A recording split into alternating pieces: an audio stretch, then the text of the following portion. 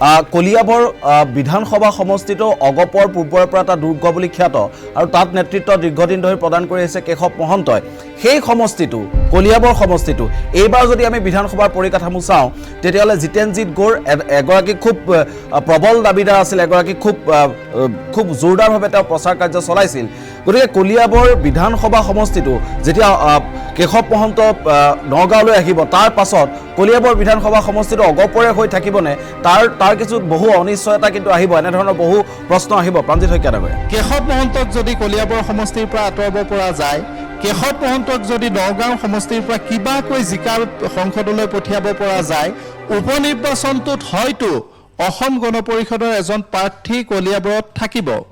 সেইটো NDA সেইবাৰ এৰি দিব আৰু সেই প্ৰাৰ্থীজন নিঃসন্দেহে কেশৱ মহন্তৰ কনিষ্ঠ ভাতৃ মণিমাধৱ মহন্ত হ'ব। কিন্তু লগে লগে আপুনি আশংকা কৰাৰ দৰে, আপুনি কোৱাৰ দৰেই ভৱিষ্যতৰ বাবে কলিয়াবৰ অসম গণ পৰিষদে হেৰুৱাব। ইয়াৰ পিছৰ নিৰ্বাচনত অসম গণ পৰিষদক কলিয়াবৰ আসনখন কোনো কাৰণতে বিজেপিয়ে এৰি দিব নিবিচাৰিব। যি ধৰণে বহুকেইখন আসন বিজেপিয়ে ইতিমধ্যেই অসম গণ পৰিষদৰ হাতৰ পৰা লৈ আহিছে।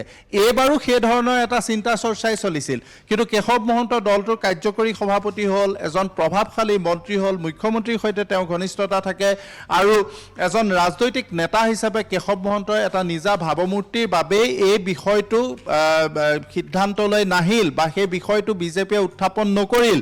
কিন্তু এই যে জিতেন গৌৰ নামৰ এজন যুৱক তাত উঠিল, জিতেন গৌৰ বিজেপিৰ এজন অতি সমষ্টিটোৰ অত্যন্ত প্ৰভাৱশালী নেতা, তেওঁ জিলা পৰিষদৰ সদস্য হৈছিল। এই জিতেন গৌৰৰ সৈতে কিন্তু বহুজনৰ ঘনিষ্ঠ সম্পৰ্ক আছিল।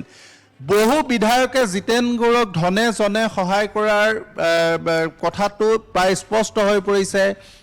সাংসদৰ ভূমিকাও গোটেই বিষয়টোক লৈ অত্যন্ত গুৰুত্বপূৰ্ণ। স্বাভাৱিকতেই গোটেই বিষয়টো কেৱল নগাঁও সংসদীয় সমষ্টিতে সীমাবদ্ধ নাথাকে, 5 বছৰৰ ভিতৰত সেই বিষয়টোৱে কলিয়াবৰ বিধানসভা সমষ্টিকো প্ৰভাৱিত কৰিব।